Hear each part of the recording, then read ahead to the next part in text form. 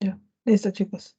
Entonces, bueno, básicamente lo que tenemos que hacer acá es recordar algunas cosas, algunos conceptos de biología. Y para eso vamos a tener un ratito. Listo.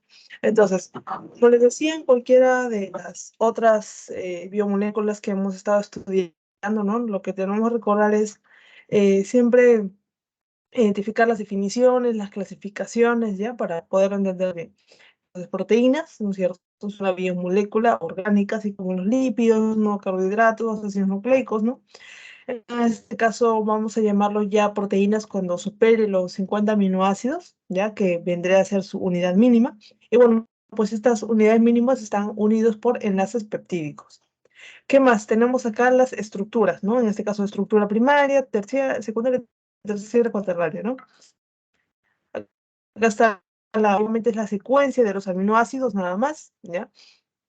Mientras que en la estructura secundaria ya se encuentran ciertos puentes de hidrógeno, que lo que va a hacer, hoy está un poco lento, puentes de hidrógeno, que lo que va a hacer es darle una forma característica, ya sea de alfa hélice, ¿no es cierto? O de lámina beta plegada, ¿sí? Como si fuera justamente una hoja de papel plegada.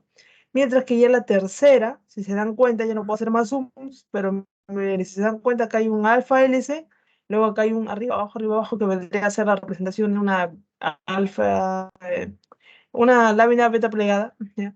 Luego otro alfa hélice y así, es decir, es la combinación de. Por lo tanto, la estructura terciaria vendría a ser la combinación de, obviamente, la estructura secundaria, ¿no?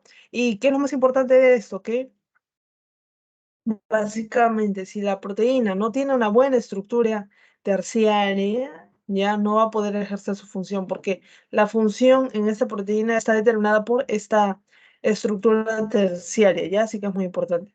Acá tenemos la mayoría de proteínas y luego tenemos la cuaternaria, a la que llegan algunas, ¿no? Como la hemoglobina, ¿no? Donde básicamente es unir una, dos o tres estructuras terciarias, ¿no? Lo unes y ya está, la estructura cuaternaria. Muy bien. Y bueno, pues acá tenemos la importancia, ¿no es cierto?, o las funciones, por así decirlo, de las proteínas, ¿no? En la clase número 2 de sensorialidad habíamos hablado bastante de esta primera función, que vendría a ser la función catalítica, ¿no? En este caso, a las proteínas catalíticas las vamos a llamar enzimas. Luego tenemos a la de transporte, ¿no es cierto? Que bueno, ya conocemos a la albúmina, que nos ayuda a transportar ácidos grasos, ¿no? Luego también tenemos al movimiento sistemático, en este caso ya en las proteínas musculares, la actina y la miosina, ¿no es cierto?, para la contracción muscular.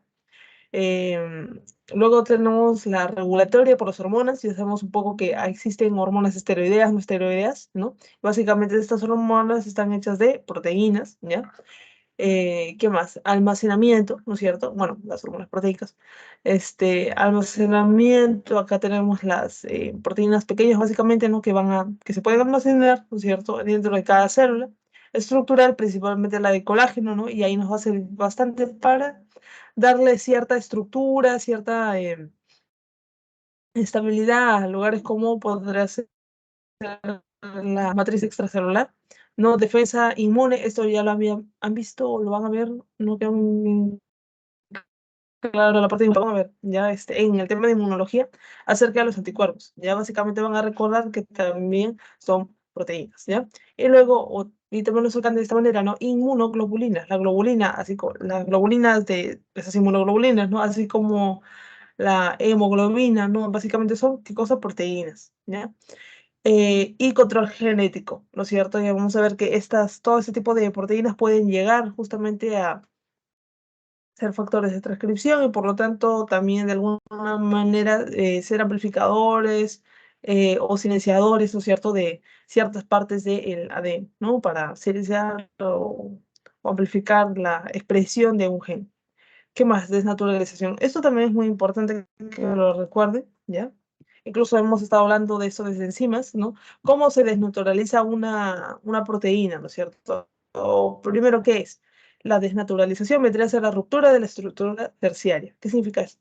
Que por medio de, por ejemplo, el pH, la temperatura, ¿no es cierto?, la proteína, ¿no es cierto?, va a estar afectada y por lo tanto, si le sometemos, por ejemplo, a mucho calor o a un pH muy bajo o muy alto, esta estructura terciaria se va simplemente a desmoronar, va a cambiar, ¿no es cierto? De lo que es de esta forma va a terminar no sé, al revés, por así decirlo, en otra conformación, y por lo tanto ya no va a poder cumplir su función. Eso vendría a ser la desnaturalización, ¿ya? Y bueno, pues esto está acompañado de algunos cambios también, que podemos detectar, ¿no? Por ejemplo, cuando fríen huevo, ¿no es cierto? En este caso tienen a la albúmina, ¿no es cierto? Como un componente importante de la clara de huevo. ¿Qué es lo que le pasa, no? Que de ser transparente y líquida, cuando se fríe, es decir, cuando lo sometes a alto calor, ¿no es cierto? ¿Qué es lo que pasa con esa clara? Se vuelve sólida, de líquido sólido, ¿no es cierto? Y también cambia de color de transparente, ¿no? O semitransparente a blanco, ¿ya? Entonces son una de las características que van cambiando justamente por este cambio en la estructura terciaria. Y bueno, pues otras maneras de causar esta desnaturalización vendría a ser la desaminación y la glicosilación. Listo. Características, ¿no? Acá tenemos algunas, como vendría a ser que las personas, ¿no es cierto?, en promedio, y esto lo vamos a ver también después en la siguiente clase, ¿no? Pueden consumir de 50 a 100 miligramos ya de proteínas. A la vez que nosotros también degradamos 300 o 400, ¿no? Pero nuestro cuerpo puede también sintetizar proteínas de 300 o 400 gramos, sumar, en este caso sería esto, ¿no? En el balance positivo lo que se consume, así como lo que se resintetiza. Y lo que se degrada y lo que se excreta, ¿no es cierto? Si se dan cuenta, vendría a ser más o menos similar entre estos dos, porque tiene que ser así. Luego vamos a ver el balance el balance de nitrogenado, ¿no? Que tiene que ser de esta manera. Ya, luego tenemos fuentes de origen, esto también es sencillo, ¿no? Tenemos fuente animal, fuente vegetal. El animal tenemos leche, huevo, res, pollo, pescado, ¿no? Estos van a ser ricos en aminoácidos esenciales, ahorita vamos a ver esta definición. Mientras que en la parte vegetal, ¿no? Tenemos a las menestras, a los cereales, ¿no? Y bueno, pues estos tienen un poco de menos contenido y menos calidad proteica, por eso que se dice, ¿no? Que, no es que se dice, sino que para poder complementar, ¿no es cierto?, la parte de los nutrientes, ¿no es cierto?, en ciertas dietas como las veganas, ¿no? Se tienen que usar algunos suplementos, ¿no? Justamente porque, es cierto, las menestras y los cereales se pueden ayudar con ello, ¿no? Pero acá, ¿no es cierto?, mencionamos justamente su baja calidad, ¿no? A nivel de esta diversidad de aminoácidos, ¿no? Por eso simplemente se complementa. Ya. ¿Qué más tenemos? La proteína corporal, ¿no? Eso también es importante. Acá está. En este caso, el 50% de todas nuestras proteínas va a estar dedicado a los huesos y a nuestro tejido de sostén, ¿sí? Para ello, ¿no es cierto?, nuestro colágeno vendrá a ser la proteína principal de nuestro eh, tejido, nuestra parte extracelular, ¿ya? Y el otro 50% de las proteínas va a estar dentro de las células, ¿no es cierto?, de manera intracelular. Y por lo tanto decimos que es dinámico y que va a haber un recambio, por así decirlo, continuado, ¿no? Porque al final, si ustedes se acuerdan un poco de las clases de biología, ¿no? Te decían que por un lado, ¿no es cierto?, se está formando, ¿no? Ciertas proteínas, ¿no es cierto?, o ciertos caminos, por así decirlo, ¿no? Para que otras proteínas puedan llevar más bolsas de, yo qué sé, ciertas vesículas, por ejemplo, neurotransmisores, etcétera, para que se puedan ir transportando, ¿no? Pero por el otro lado, se están deshaciendo, ¿no? Entonces, todo eso es dinámico, ¿ya? Y bueno, pues reemplaza las proteínas degradadas, claro. Mm, ya. Muy bien. Entonces, tenemos acá las proteínas extracelulares. Acá tenemos una parte que vendría a ser las enzimas proteolíticas, ¿no? Las enzimas que vamos a estudiar ahora, porque al final si estamos estudiando proteínas, estamos en la parte de ingestión, las enzimas proteolíticas. Tenemos a las hormonas polipeptídicas, ¿no es cierto? Recuerden que hay las esteroideas proteicas, lipídicas, también una clasificación de las hormonas.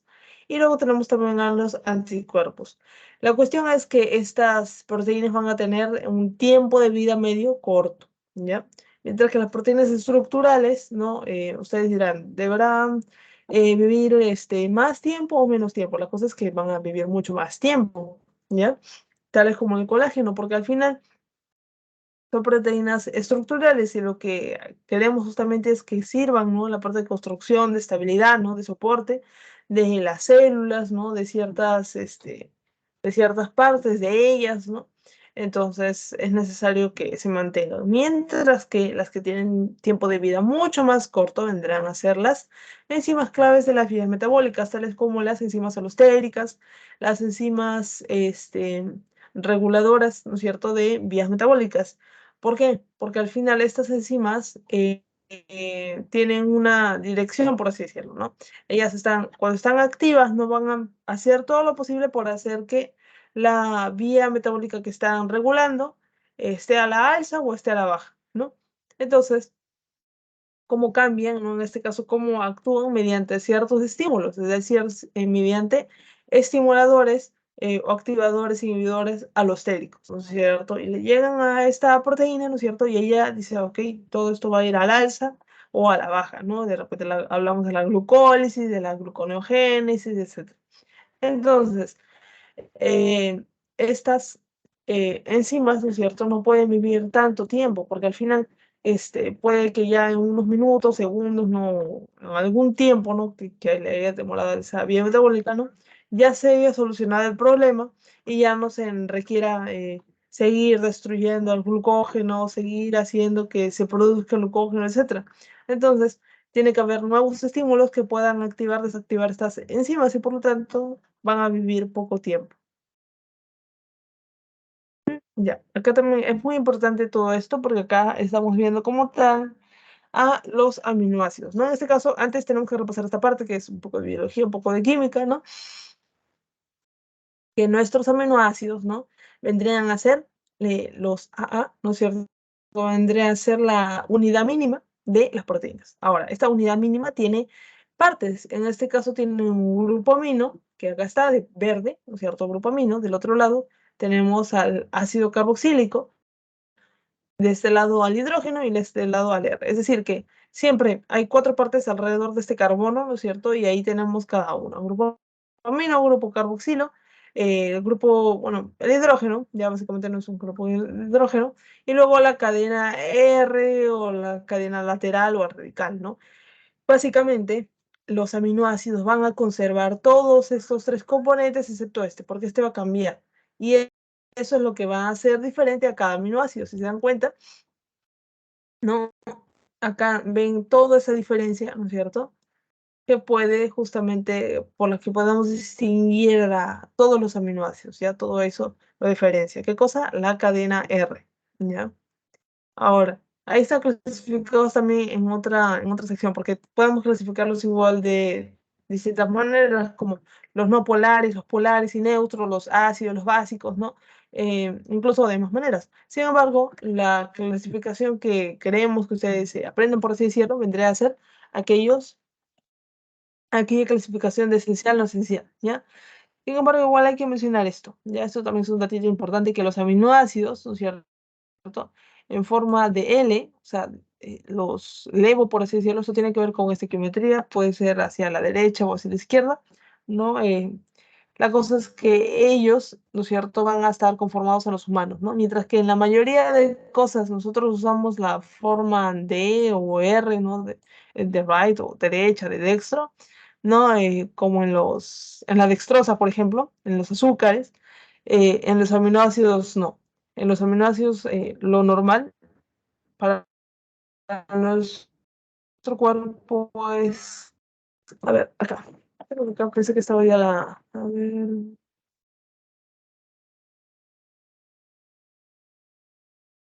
Acá está. Ya, ya, eso también. Lo voy a explicar de esa manera. Ya. En este caso, tenemos acá los aminoácidos esenciales y no esenciales. ¿Cómo es que los dividimos de esta manera, no? En este caso, los aminoácidos esenciales se van a referir a aquellos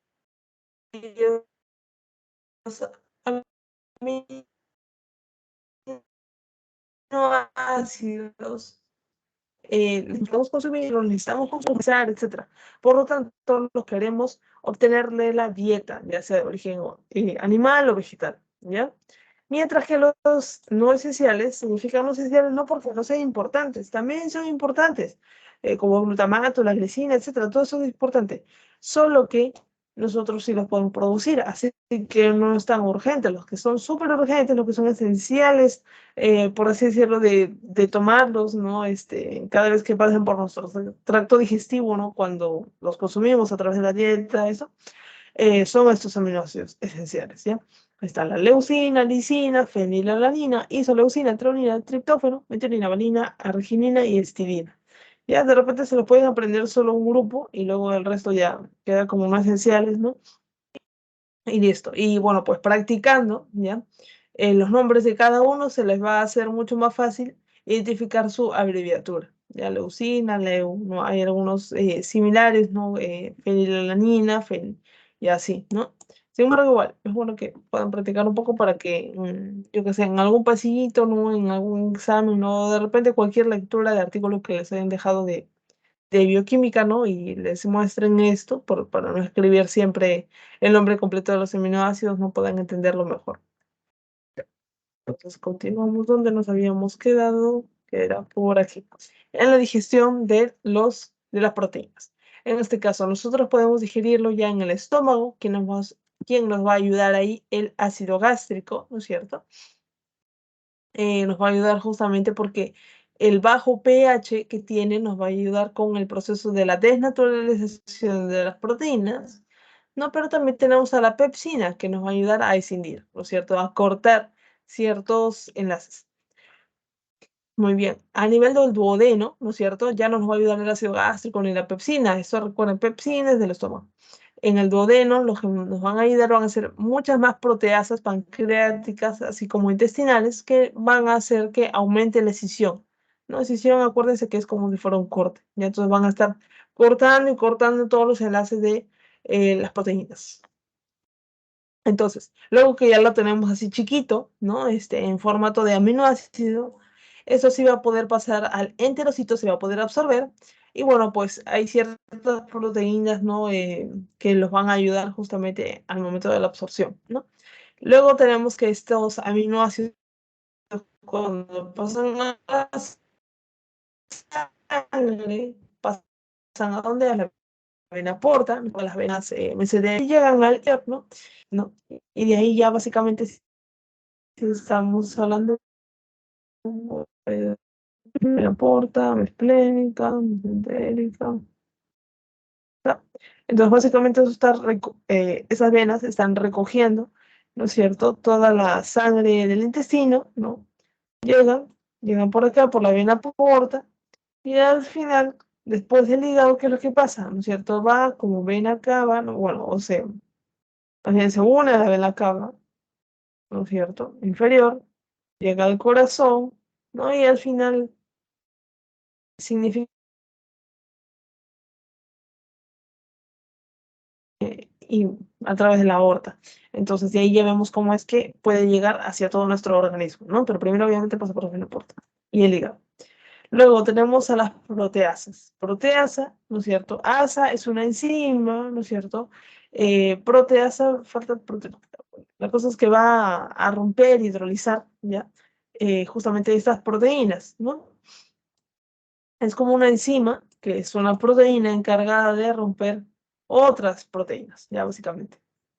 Ahí tenemos que pueden existir en el estómago, ¿no es cierto? Como la pepsina, a nivel del intestino y del páncreas, ¿no? Y a nivel de los simógenos, ¿qué son simógenos?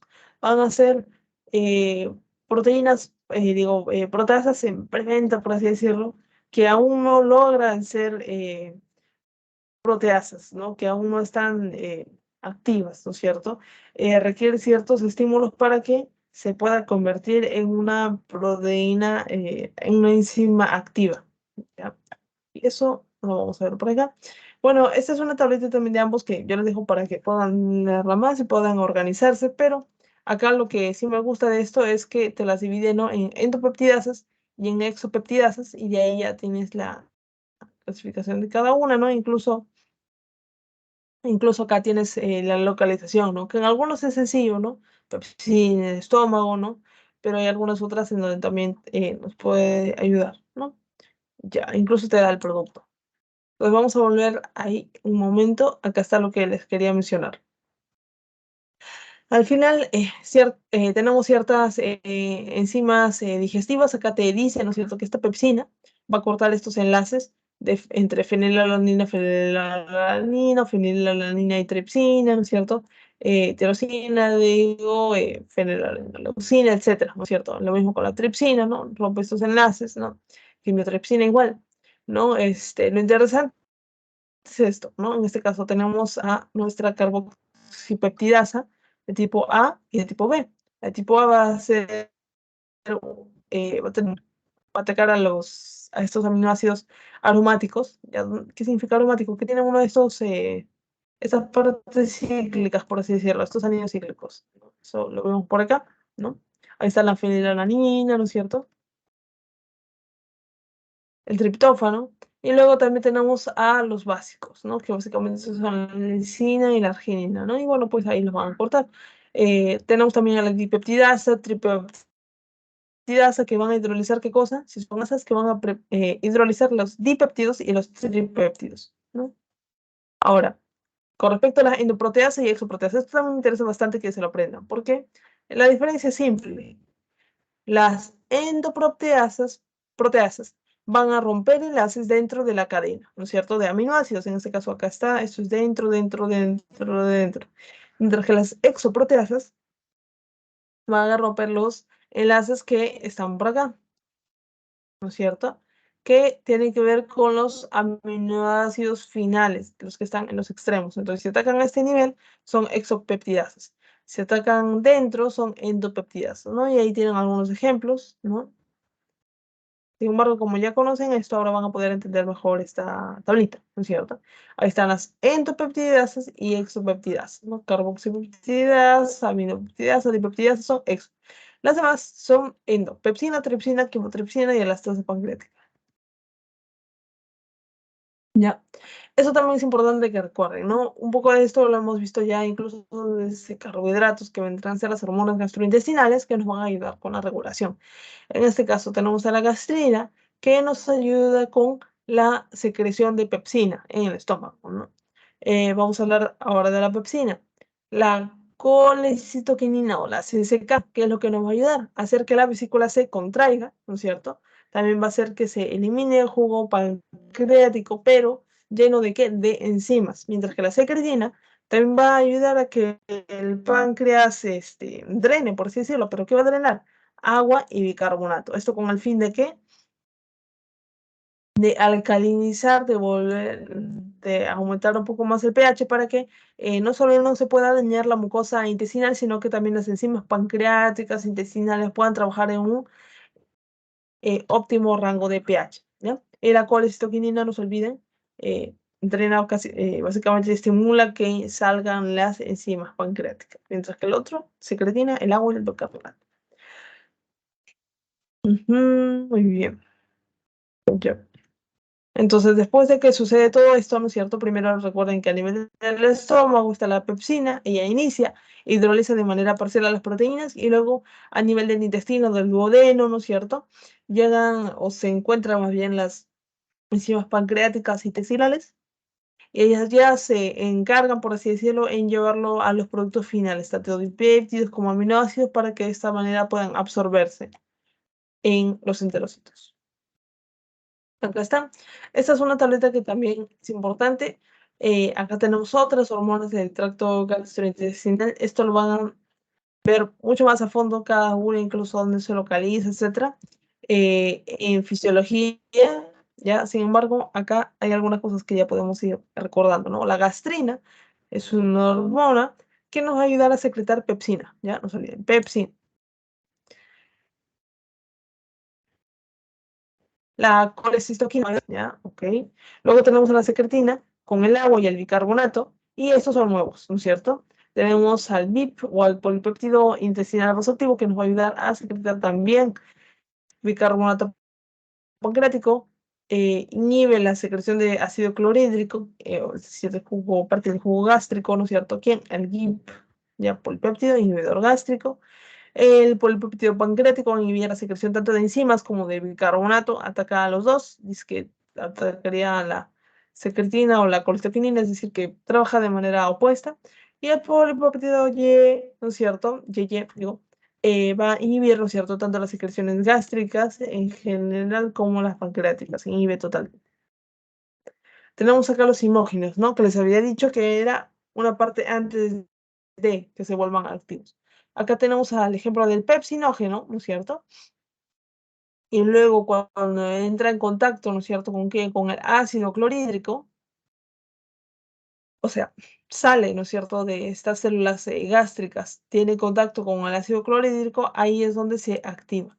¿Por qué se convierte en pepsina? Porque si se dan cuenta está perdiendo algo.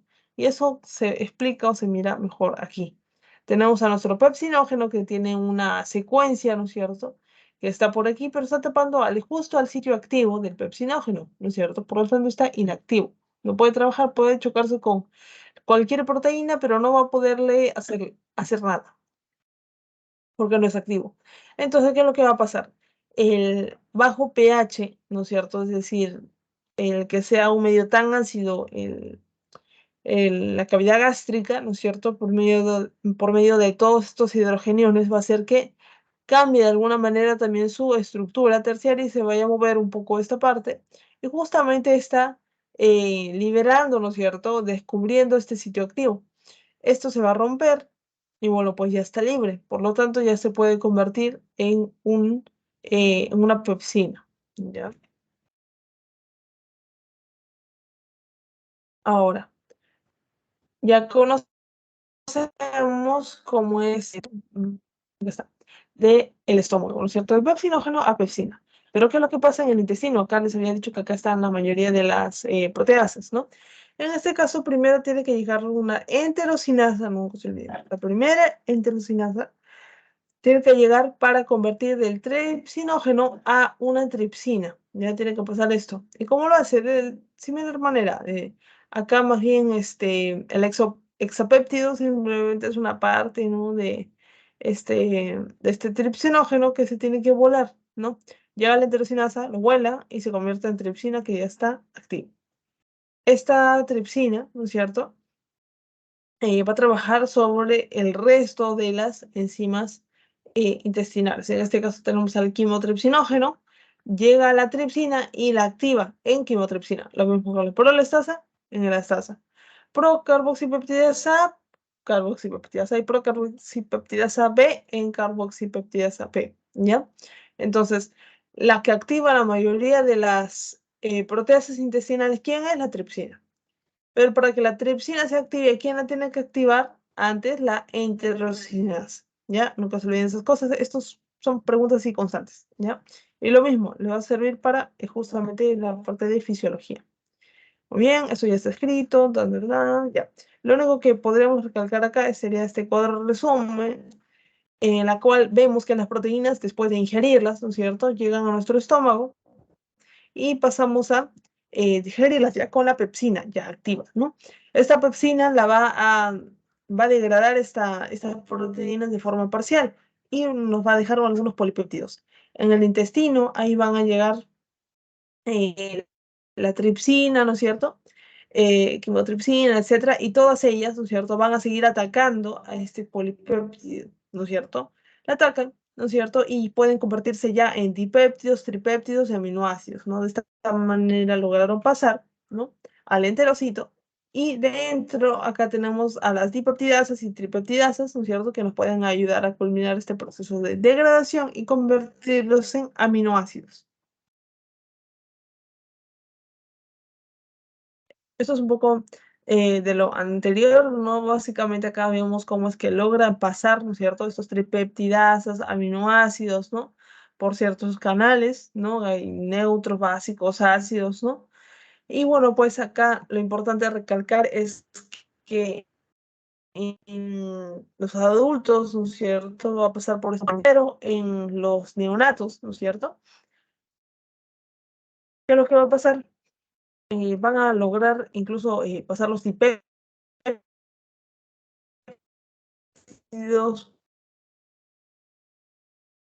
la membrana celular de los enterocitos, básicamente a través de un proceso llamado pinocitosis, ¿no? Donde con una vacuola más o menos se los envuelve, ¿no es cierto? Y bueno, pues logran pasar. y el resto de la degradación obviamente ya es dentro del cerebro, ¿no? Pero estos son los neonatos, ¿no? En los adultos es de esta manera. Y luego, ya saben, ¿no es cierto? Pasan a dónde? A la sangre, ¿no es cierto? Esta blood, sangre, y se dirigen justamente a la vena porta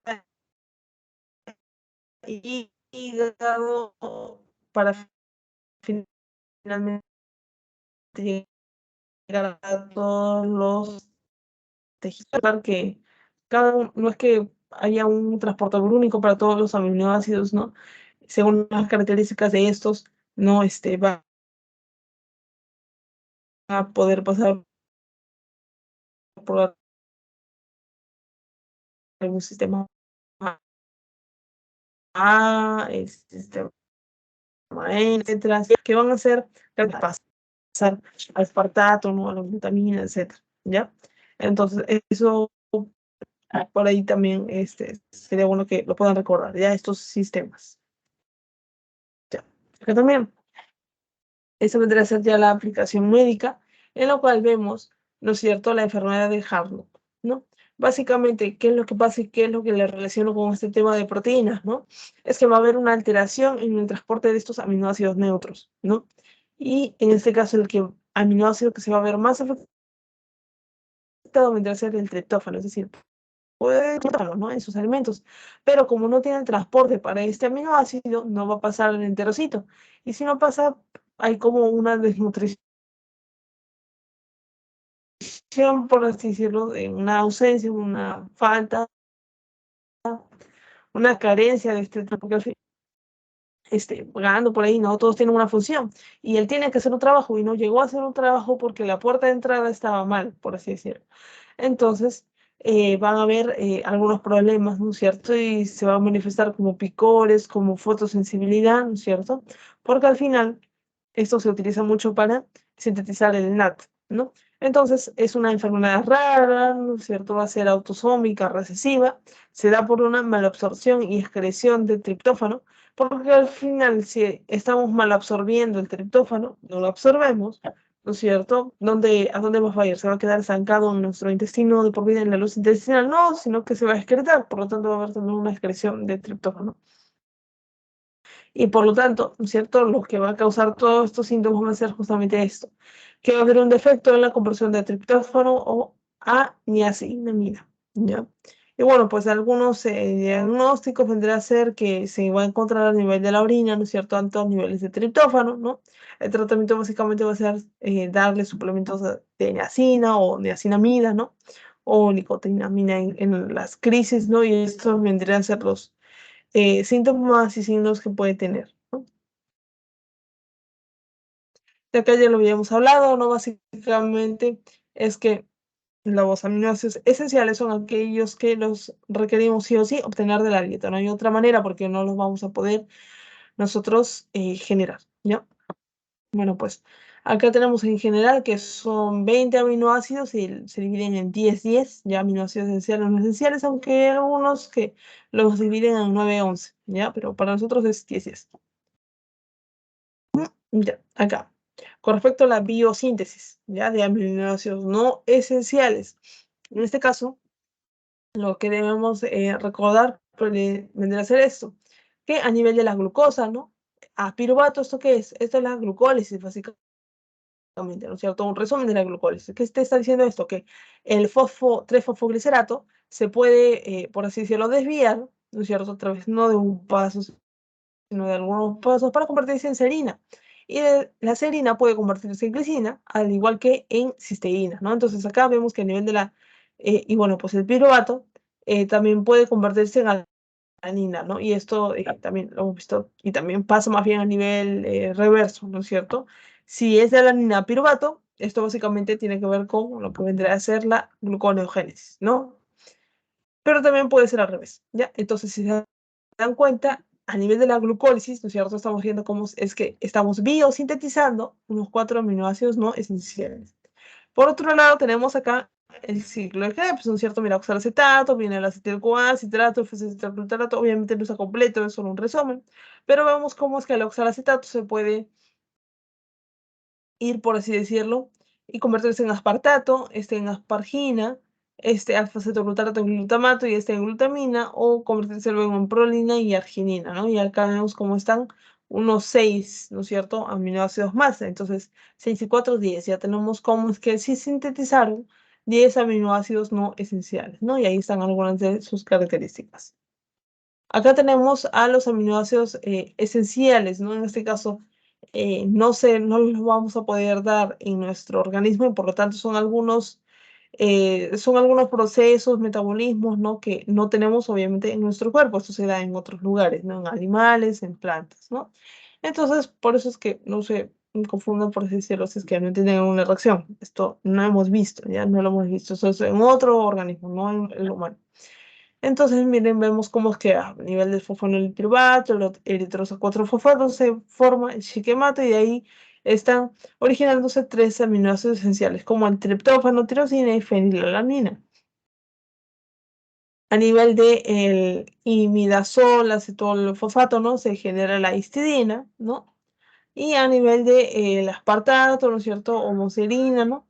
Puede generarse la treonina, la metionina y la lisina. Y ustedes dirán, pero el piruvato yo lo he visto en nuestro cuerpo, ¿no? Alfa-cetoglutarato también, acetil-CoA, el aspartato, esto sí lo he visto, ¿no? Entonces, ¿por qué ya no se puede realizar en nuestro cuerpo? Básicamente porque esos animales, plantas, pueden también tener similares sustratos o iguales sustratos, pero los mecanismos, las enzimas no son las mismas. Y en este caso nosotros no podemos hacer este tipo de reacción para generar la lisina, pese a que sí tenemos estos 3 insumos, por ejemplo, ¿no?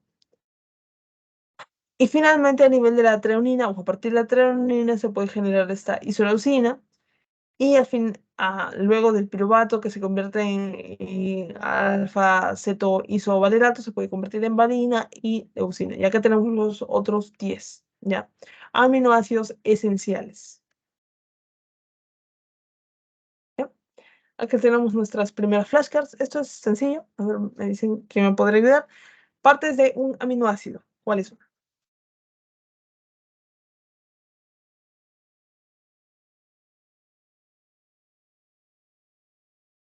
El grupo amino, el ácido carboxílico y el R. Ajá. Y el grupo, bueno, no el grupo, pero el hidrógeno. Ajá, muy bien. Están bien estas 4 partes, ¿no es cierto? Amina, ácido carboxílico, hidrógeno y la cadena R, cadena lateral. Muy bien, ahora acá te dice la procarboxipeptidasa A se convierte en carboxipeptidasa A por medio de la enzima. ¿Por medio de qué enzima?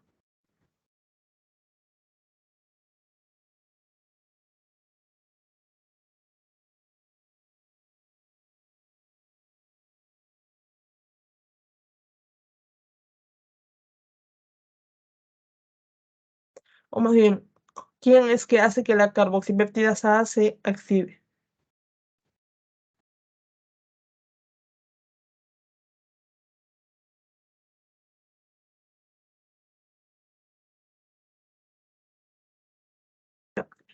Si nos volteamos por acá, retrocedemos, ahí está. Acuérdense, ya vendría a ser la tripsina. Lo mismo si les hubiera preguntado, ¿quién hace que se active la elastasa? Vendría a ser la tripsina, ¿no? ¿Y quién hace que la tripsina se active? Ahí ya no sería la tripsina, sería la enterosinasa, ¿ya?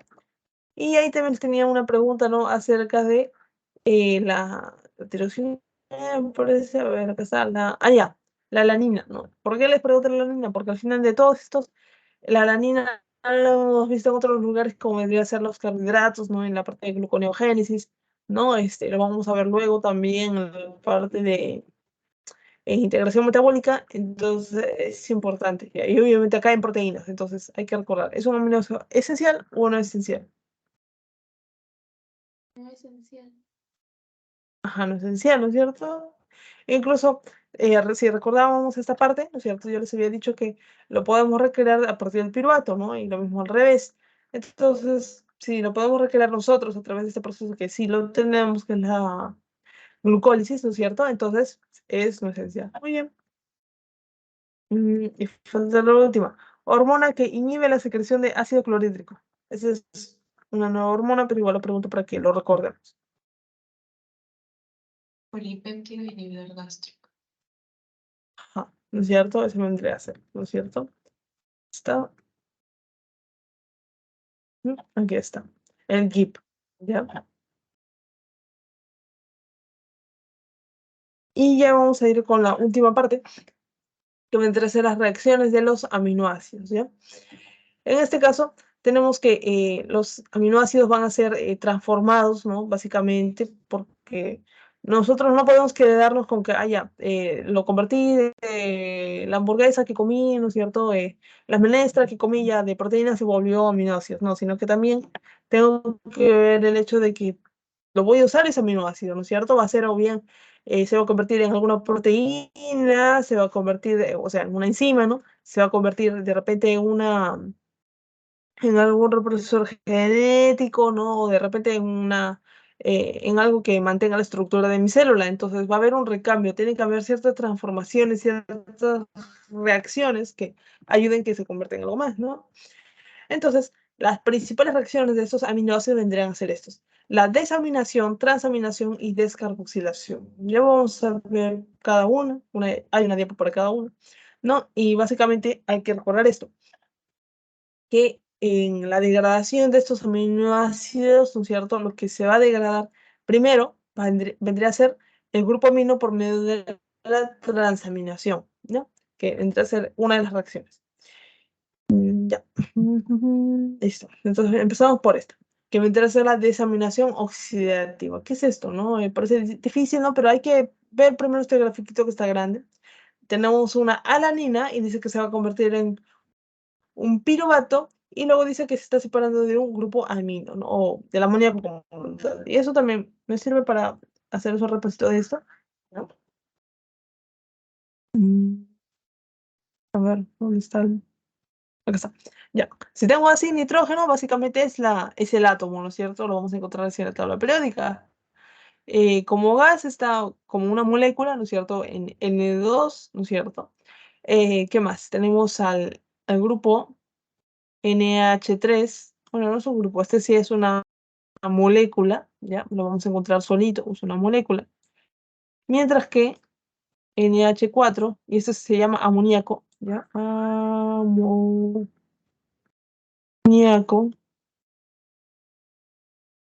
Mientras que cuando lo encontramos con un NH4 más, ya tiene carga, ¿no es cierto? Entonces acá sería grupo amonio. Pero estos son independientes, ¿ya? Independientes cada uno, ¿no? Mientras que el que es parásito de algo, por ejemplo, esta es una cadena carbonada y por acá tenemos el grupo NH2. Entonces, este es un grupo amino. Obviamente este grupo amino no es independiente, no tiene que estar anexado al. Entonces ya tenemos estas diferencias, ¿ya? Entre amoníaco, amonio y grupo amino, ¿ya? Sin embargo, hay algunos libros que lo pueden confundir un poquito, o van a ver, sobre todo en algunos procesos, también hemos visto algo en una anterior reacción de las primeras, que ponían bicarbonato y en otros ponían CO2, ¿ya? Entonces, acá tenemos la pérdida, ¿no es cierto? Desaminación, desaminación, ¿no es cierto? Quitar, remover el grupo amino, ¿no es cierto? Y lo vamos a eliminar como amoníaco. Ahí está, como amoníaco. Entonces, ahí básicamente el aminoácido que teníamos, alanina, se va a convertir en un cetoácido. ¿Qué significa un cetoácido? Aquel que ha perdido un grupo amino. ¿Ya?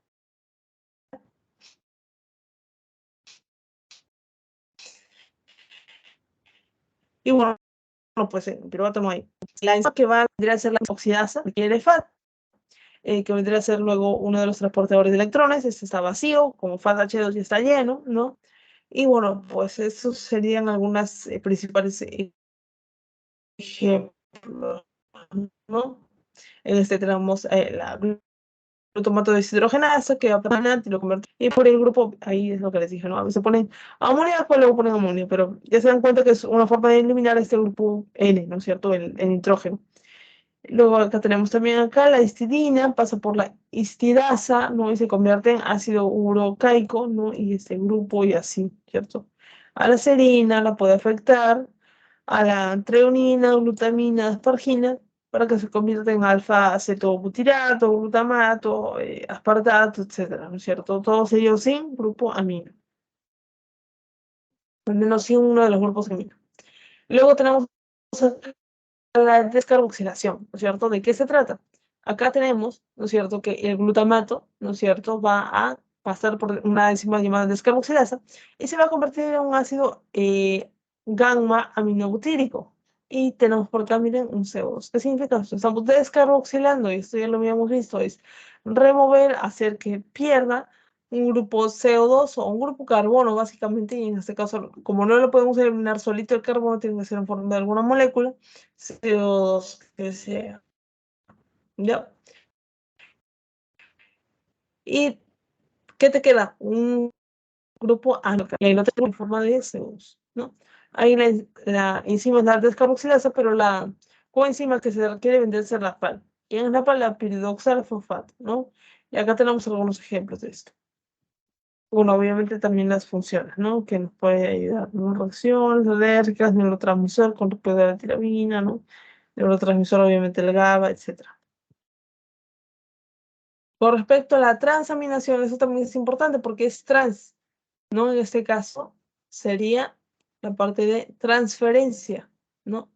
Luego que viene amino, ¿no es cierto? Una transferencia del grupo alfa-amino de un alfa-glutamato a un alfa-cetoácido o de un aminoácido hacia un alfa-cetoácido. ¿Qué significa? Que antes esta configuración, ¿no es cierto? Es un alfa-aminoácido, es un aminoácido que tiene su grupo amino. Pero luego de que pasa por esta transaminasa, cuando ya no lo tienen, ¿quién se comporta? ¿En quién se transforma? Digo, un alfa-cetoácido, ¿no? Mientras que el otro, el alfa-cetoácido que no tenía grupo amino, ahora lo ganó y ahora es un alfa-aminoácido, ¿no? Básicamente eso. Acá, ¿qué es lo que requerimos, no es cierto? La PAL, ¿no es cierto? Que por ahí está, la piridoxalfosfato, que en este caso tiene que ver con la vitamina B6 en forma activa. Y también lo súper importante que tienen que recordar acá, a ver, acá, es esto. La transaminación, ¿no es cierto? Aquellos que no van a participar vendrían a ser la lisina, treonina y prolina, listrepro. Ya listrepro no va a pasar por la transaminación. Y bueno, pues acá tenemos algunos ejemplos que ustedes ya eh, quizá han visto, ¿no? Y si no lo van a ver, algún otro ejemplo, bueno, pues en inglés.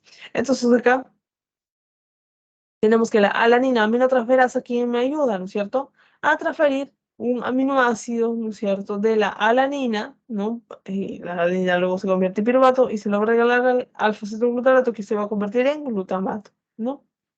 Ahí ya está. Y luego tenemos, por se llama así, glutámico pirúvico, ¿no? Ahí está el piruvato. Y luego por acá tenemos el otro, ¿no? De aspartato se va a convertir en oxalacetato y el otro en glutamato, ¿no? Ahí está.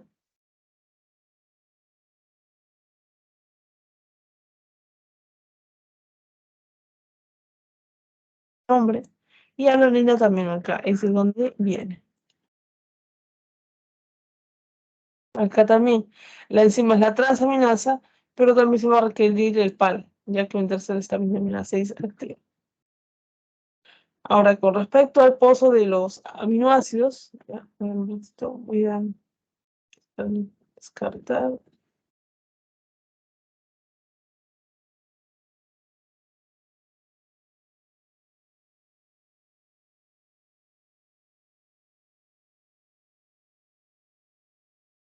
Voy a dejar de un ratito. No de grabar, sino de presentar. De presentar.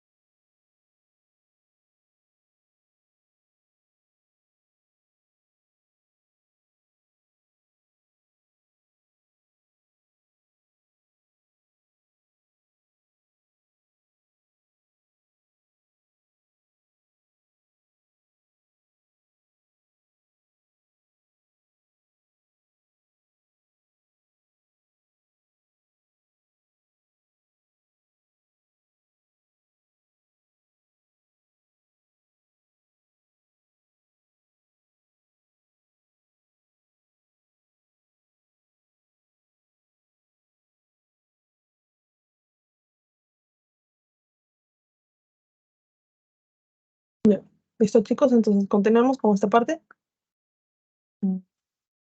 Voy a compartir de nuevo.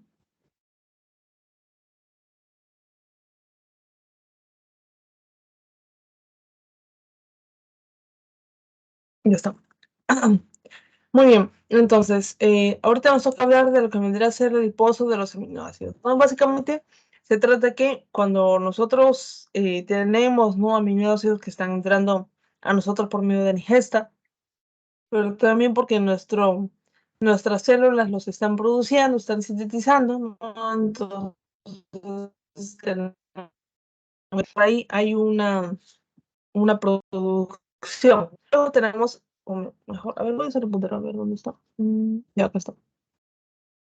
Luego también tenemos que, como cualquier otra, con otra biomolécula, nosotros también tenemos que desechar el exceso, ¿no? Y ahí tenemos, ¿no es cierto?, la forma de excreción, ¿no? O también de la degradación, ¿no? De las proteínas que hemos sintetizado, podemos degradarlas en aminoácidos de nuevo, ¿no? Entonces, básicamente, estos son los destinos, ¿no es cierto?, corporales que tenemos, ¿no?, del nitrógeno. El nitrógeno también puede estar en otros lugares, sí, pero principalmente en los aminoácidos, si se dan cuenta. Por cada aminoácido que hay, básicamente tienes sí o sí un grupo amino, ¿no es cierto? Porque esa es su conformación principal, ¿no? De ahí que en su cadena R haya o no haya un grupo amino, ¿no es cierto? Es otra cosa. Entonces, nos acordamos de medir más o menos el nitrógeno a nivel de nuestro cuerpo, midiendo también la parte de las proteínas, ¿no? Entonces, ahí tenemos, ¿no es cierto? A nivel de digestión ingresan 70, pero también excretamos 70. Se sintetizan 300 y se degradan 300 también.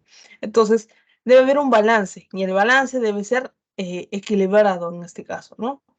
¿Cuándo va a ser positivo? En un niño en crecimiento, ¿no es cierto? En el caso de que sea negativo, puede ser porque la persona no está ingiriendo suficientes proteínas, ¿no?, en su dieta, ¿ya? Eh,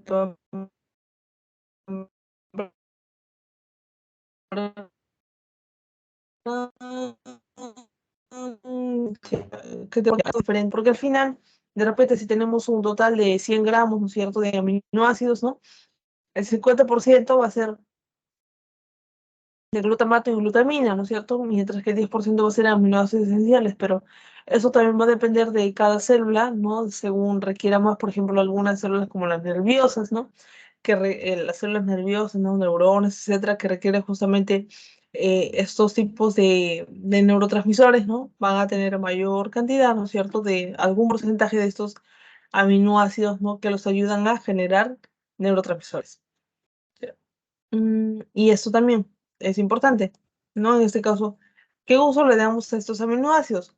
Primero, después de ya haber entendido este cuadrito, tenemos que entender hacia dónde se va, cuál es la utilidad de tener reservado ahí los aminoácidos. Simplemente guardarlos, no, sino que nos sirven para generar, por ejemplo, las porfirinas, hormonas, la creatina, las poliamidas, neurotransmisores y nucleótidos, ¿ya? La creatinina, esto lo vamos a ver en la siguiente clase, así como con el ciclo de la urea, ¿ya? Ahí está también la urea, porque esa es una manera de excretarlo, ¿no? Pero estos otros son los lugares a donde va a ir, ¿no? El pool de aminoácidos. Y para terminar, tenemos el flujo de nitrógeno, ¿no? En este caso en el músculo. ¿Qué es lo que va a pasar? El músculo está contrayente, gran parte, ¿no es cierto?, de estos aminoácidos, ¿no es cierto? Y también, sobre todo, generar para sí mismo, ¿no?, energía, ¿no? Entonces, la cosa es que en una fase posabsortiva, ¿qué es lo que va a pasar en el músculo, ¿no? Sabiendo que él requiere también guardar para sí. ¿Qué es lo que va a pasar? Después de que le llegue el alimento, por así decirlo, como valina, pirilalina, serina, etcétera, ¿no es cierto? Va a generar una transaminación para obtener glutamato. Y luego vamos a tener otra transaminación para generar piruvato, ¿no? Y de ahí obtenemos que este glutamato, ¿no es cierto?, puede a través de esta enzima glutamina sintetasa convertirla en glutamina, ¿no? Entonces ahí tenemos dos maneras, ¿no es cierto? O al revés, lo siento, acá me confundo. Tenemos este glutamato que junto con un piruvato, a ver si tiene que ser el que tiene el grupo amino, este no tiene, y luego le va a pasar a su grupo amino. Entonces, ¿quiénes tienen el grupo amino? Tanto el glutamato, ¿no es cierto?, que está por acá, como la alanina, ¿no? ¿La glutamina tiene o no tiene? No, en este caso se le va a añadir un grupo amino, ¿no es cierto?, extra, por así decirlo, a través de esta glutamina sintasa, ¿ya? Entonces, ahí es como vemos que el músculo, ¿no es cierto?, está generando tanto alanina como glutamina, y esto lo va a llevar ¿a dónde? Hacia el hígado, ¿no es cierto?, por medio de la sangre. Ahora, ¿qué es lo que va a pasar en el hígado, no? Le llega la alanina, por ejemplo, y también tiene su grupo, sus enzimas de transaminación, y la convierte en piruvato y en glutamato. Este glutamato, ¿no es cierto?, por medio de la glutamato deshidrogenasa, se va a convertir en nitrógeno, y esto van a ayudar bastante en el ciclo de la urea que lo vamos a aplicar la siguiente semana. Ahora, la glutamina, ¿no es cierto?, por medio de la glutaminasa, se va a convertir de nuevo en glutamato y en este grupo de amoníaco, ¿no es cierto?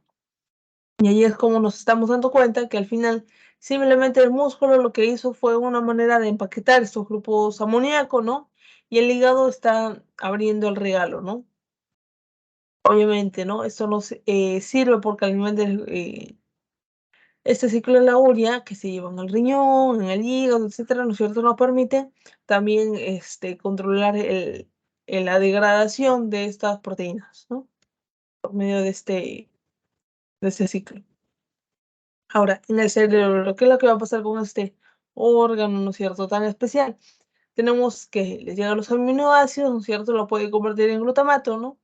Pero, ¿no es cierto?, lo que le interesa al cerebro, ¿no?, es no contaminarse con tanto grupo amoníaco, ¿no?, ya que esto puede causar severos problemas neuronales. Entonces, para no contaminarse con tanto de esto, ¿qué es lo que va a pasar?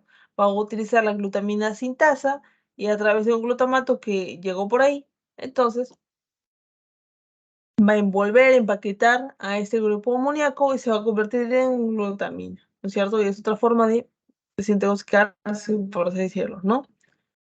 Ya está. A nivel del riñón va a suceder similar. Tenemos una transaminación, vamos a obtener glutamato, vamos a envolver un grupo amoníaco, se va a convertir en glutamina, y en glutamato por la enzima glutaminasa, ¿no es cierto? ¿Cuál es lo característico, lo especial del riñón, no es cierto? En este caso, esta parte, que este amoníaco lo vas a usar ¿para qué? Lo va a usar en la parte de medio interno, porque al final el amoníaco va a ser una base fuerte. Y nos va a ayudar a regular toda esta parte de ácido-base, por ejemplo, ¿ya? Ya está. Y bueno, pues también se puede transformar en grupo de amonio, ¿no? Como NH4. Ahora, ya terminando con esta parte del destino del amoníaco, ¿no? ¿Qué es lo que va a pasar? Tenemos una forma de empaquetar que ya la conocemos, glutamato, no tiene al grupo amino ahí, o sea, al costado, es decir, que cuando pase por este glutamato de sintetasa, va a pegarlos y se va a convertir en glutamina, ¿no? Ahora, ya sabemos dónde se puede formar, ¿no es cierto?, este amoníaco, ¿no? En este caso, durante la digestión y absorción de proteínas, ¿no es cierto? El lugar va a ser el intestino, y los que lo pueden hacer, lo que lo pueden lograr, vendrían a ser las bacterias intestinales, ¿no? Y de ahí siguen este curso, ¿no? Intestino, no porta hígado. Ya. Luego, pueden llegar del músculo, ¿no es cierto?, al hígado, ¿qué cosa? El amoníaco circulante, ¿no? Pero, ¿qué es lo que va a pasar cuando hay un exceso, ¿no es cierto?, de amoníaco, ¿no? Entonces, esto va a llegar al cerebro y, como les había dicho, ¿no es cierto?, esto puede producir daños, ¿no es cierto?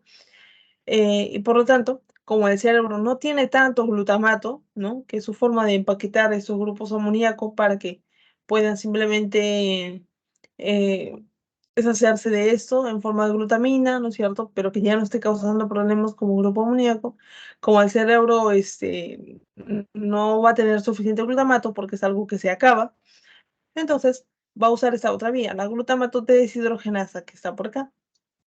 En este caso, eh, el grupo amoníaco, que está por acá, ¿no es cierto? Como ya lo puede unir este glutamato porque le falta el glutamato, entonces lo va a unir a un alfa-cetoglutarato, y mediante esta enzima glutamato deshidrogenasa lo va a convertir en glutamato, ¿no? ¿Cuál es lo importante, no es cierto? ¿Qué es lo que pasa? ¿Cuál es la desventaja de hacer esto? Es que se está perdiendo recursos del ciclo de Krebs, que en el amoníaco no, sino este alfa-cetoglutarato. Y si estás afectando al ciclo de Krebs, ¿quién es el ciclo de Krebs y qué hace, no es cierto? Está relacionado justamente con la parte de la respiración celular, ¿no es cierto? Con una de las vías, ¿no es cierto?, que te lleva a la cadena transportadora de neutrones, que te da mucha más energía, ¿no es cierto? Mucho más ATPs, que si solo hiciera la glucólisis y algo alcohólico y ya está. Entonces, si estamos afectando al ciclo de Krebs, estamos afectando a una de las maneras de llegar a algo que nos da bastante energía. Por lo tanto, en personas, ¿no es cierto?, que les va a suceder esto, ¿no es cierto?, o que llegan a usar mucho esta vía, ¿no? Ahí es lo que va a pasar, ¿no es cierto? Va a pasar hipoglicemia, ¿no? Es uno de los síntomas como tal. ¿No? Y por lo tanto, ¿cómo se le soluciona esto a la persona, ¿no? Y dándole, ¿no es cierto?, dextrosa o azúcar, ¿no? Como tal, porque puede haber una compensación, ¿no es cierto? Es decir, el cerebro se está, por así decirlo, cuidando, ¿no es cierto?, de no intoxicarse, ¿no es cierto?, con este grupo amonio, pero lo está haciendo a base de tener poca energía, ¿no es cierto? Entonces, son pacientes ya con hipoglucemia, los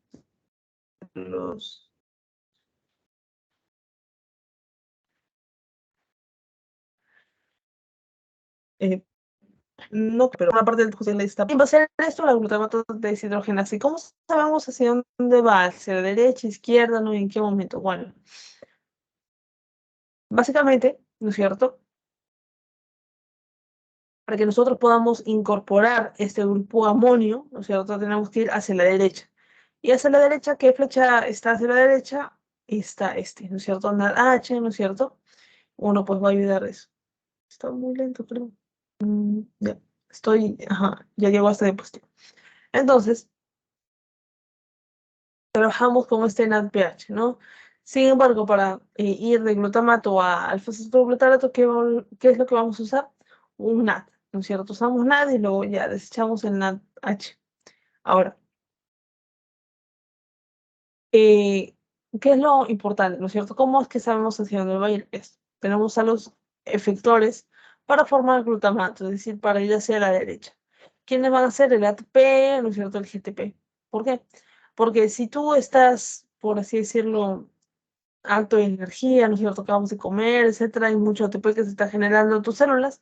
Entonces, este alfa-cetoglutarato que se preocupa de no solo estar en ese lugar, sino también estar en el ciclo de Krebs ayudando, ¿no es cierto?, va a estar más tranquilo, porque si al final es bastante ATP y GTP, entonces puede dejarlos un rato para hacer este otro proceso que es generar glutamato, ¿no es cierto?, y obviamente ayudar en la parte de la síntesis de las proteínas, ¿no? Mientras que para formar el alfa-cetoglutarato, ¿qué es lo que tiene que haber? En cantidad, en cantidades extremas, ¿no? El ADP y el GDP, o sea, en altas cantidades, digo, nada más. Porque eso me indica, ¿no es cierto?, que no hay tanta energía, ¿no es cierto? Si hay más ADP que ATP, entonces definitivamente te falta más energía y por lo tanto, ¿se va a preocupar en ese momento de hacer proteínas? No, sino se va a preocupar en activar, en ayudar el ciclo de Krebs y bueno, pues va a estar presente para ello, ¿no? Incluso las proteínas que estén por ahí se van a degradar por medio de esta glutamato deshidrogenasa y van a pasar hacia el otro lado, a generar alfa-cetoglutarato, ¿no? Ya está. Ya. Y bueno, pues acá tenemos cómo es que están viajando todo ello, ¿no? Acá tenemos nuestro glutamato, ¿no? En los demás tejidos, ¿no? Se usa ATP y obtenemos la glutamina, ¿no es cierto? Esta viaja por la sangre, llega al hígado, ¿no? Puede convertirse en glutamato, puede llegar también a ser urea para excretarse porque existe este ciclo de la urea, ¿no? Pero también puede no solo convertirse en glucosa, ¿no es cierto? Estos aminoácidos, sino que también a partir de la alanina, ¿no es cierto? Sino que también va a tener participación en este ciclo de Krebs, ¿no? Glutamato, alfa-cetoglutarato, ¿no? y obviamente su relación con el músculo, ¿no es cierto? Acá tenemos el aminoácido, ¿no? Cómo es que se está liberando este glupamino, ¿no? Y miren acá todo lo que está, y básicamente acá tenemos su relación con la glucosa. ¿Está?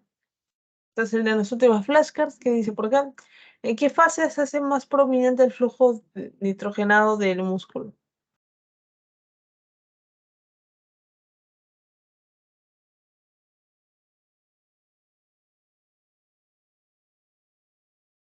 ¿El músculo?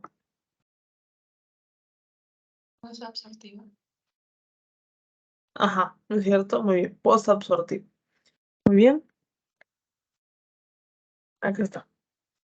¿Cuál vendría a ser el cofactor de la transaminasa que se deriva de la vitamina B6?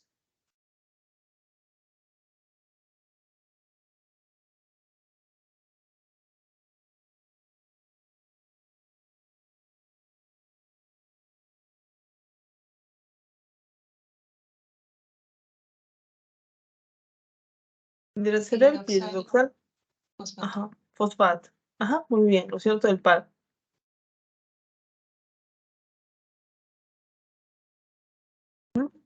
Está por acá, no piridoxal fosfato. Está bien por acá.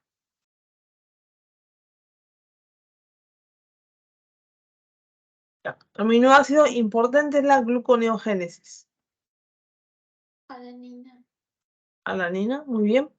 Y dice, ¿qué aminoácido no entra en la transaminación? Bueno, acá ya está la respuesta. Lis, pro, ya lisina, tronina y prolina. Ya no se olvide. Listo. Acá terminamos con esta parte. ¿Ya? Vamos a hacer estas preguntitas. A ver, bueno, a ver, acá dice, indique el enunciado correcto. Dice, ¿las dipeptidasas sintetizan dipéptidos esenciales? ¿Sintetizan? No, ¿no es cierto? Más bien degradan. ¿Las carboxipeptidasas eliminan un grupo carboxilo de los dipéptidos? Un grupo carboxilo no, sino elimina, ¿no es cierto?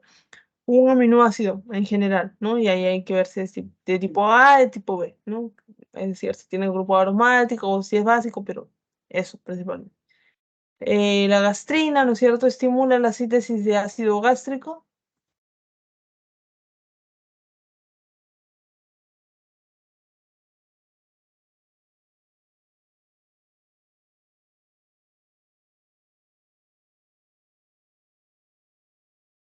En este caso ayuda, ¿no es cierto?, a hacer que se estimule, ¿no es cierto?, el ácido clorhídrico, ¿no? Y que, bueno, pues los aminoácidos gluconeogénicos, ¿no es cierto?, forma glucosa y fructosa. Ya, esto es algo que lo respondemos con la siguiente clase, ¿no? Y la tripsina convierte en prolactasa en elastasa. ¿Cuál sería lo correcto aquí?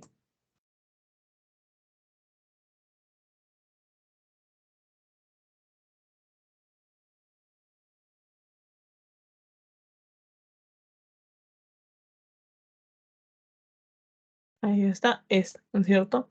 Siempre recuerde. Y la tripsina, ¿quién la va a hacer que se active? La enterocinasa, ¿no? ¿Te gustó que está? ¿No es cierto? ¿Qué ocurriría en un recién nacido? También está indicada la respuesta. Que no tuviera esta enzima enterocinasa, no podría ser que se active la tripsina y por lo tanto la tripsina no podría ser que se activen el resto de las enzimas duodenales, ¿no? Entonces, o intestinales y pancreáticas. Por lo tanto, ¿qué es lo que va a pasar? El triptógeno, ¿no es cierto? No podría transformarse en tripsina. Es una de las consecuencias. Y acá también está así, porque era necesario que les explique esto.